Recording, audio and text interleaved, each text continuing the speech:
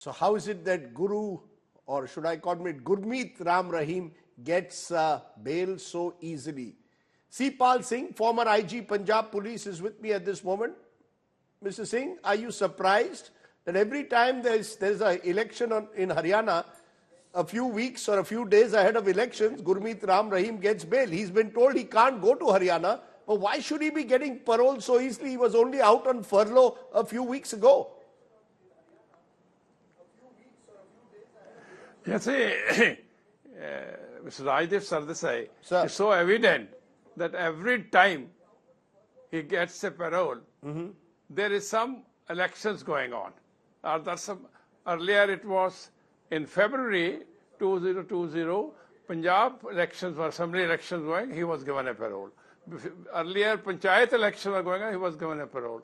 Now again Haryana election is given a parole. So to say this thing, that he is being paroled as per rules. Yes, there's no doubt. As far as conduct rule 2020 is concerned, they are complying with that conduct rule. So he has got good conduct in good conduct in the jail, and therefore he can be given parole as per rules. As per rules, they say all right. But the rules are being made applicable in his case on what compelling reason? There's reason the rules also say that compelling and emergent reason he could be given parole. The total period of parole is about 10 weeks. He's had parole over the years. He's got 15 paroles in 4 years, adding up to more than 250 days. 15. And in most instances, it comes before some election or the other in the area.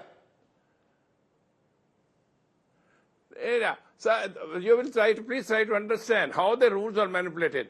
They say 10 weeks in a year, and in 4 years, naturally, 70 days, 10 into that. And they are just manipulating that particular period is complied during the time of election. He is given parole at the time of election. Then, in this case, first the administrative authority has to give clearance. The administrative authority, that is deputy commissioner or commissioner, this is written.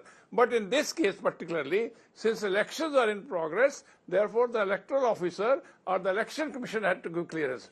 Now, election commission has given clearance in a very roundabout manner. That as far as we are concerned, we have no objection, subject to the condition the other conduct rules are complied with as per jail authorities. Yeah, they have also said that he cannot come into... I'll just stop you for a moment, sir. I am also joined by a lawyer. Tanveer Ahmed Mir is a leading criminal lawyer. Tanveer Ahmed Mir, these rules of parole, are they being used arbitrarily, selectively? Where is the flaw that someone who's a rape and murder convict seems to get parole every time there's an election in Haryana or Punjab? Rajdeep, it's basically totally in the realm of executive discretion. You see, the process is not complicated. Any convicted felon of a serious crime has the right to make an application to the jailer or jail superintendent of the jail complex incarcerational facility where he is lodged. Within a period of 1 week, the jail superintendent is to forward it to the executive authority. The executive authority then has to take a decision and communicate back to the jailer so that he can pass a speaking order. Now, insofar as a man like Gurmeet Rahim is taken into consideration, just because he's a convicted felon doesn't mean that he's not entitled to the Haryana Good Conduct of Prisoner Temporary Release Act, which was enacted and gazette notified in 2022, and prior thereto also there have been rules. If the conduct of the man during the course of his jail term is first class, he's good, he's doing good activities in the jail, his candidature can be recommended. Now, what Rajdeep you're saying is that why does this gentleman get a parole every time election is on the corner? It's not a matter of rocket science.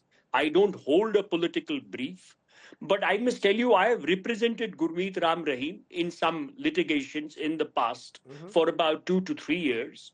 It is a matter of fact that, he has more than, 50 to 70 lakh followers only in Haryana and Punjab. What to talk about followers in the international intercontinental jurisdiction.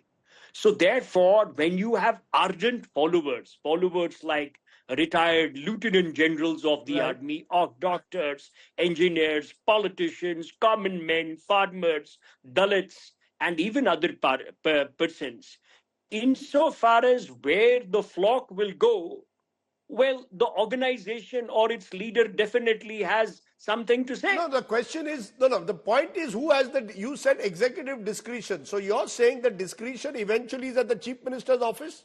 Is that what you're telling me? It is, when you say Or is executive it the jailer? discretion, it is defined. No, the jailer only recommends. Right. The The final jailer call is under the rule. the final call is the Chief Minister's office. Yes, you can say that the final call is of the dispensation or the executive or administration Right. in power, people who are in the post, in bureaucracy, they are to decide. Now, if the political class puts its foot on somebody's neck, that Right. gentleman, this application will come and it has to go through, well, it will go through. Okay, that's deeply concerning.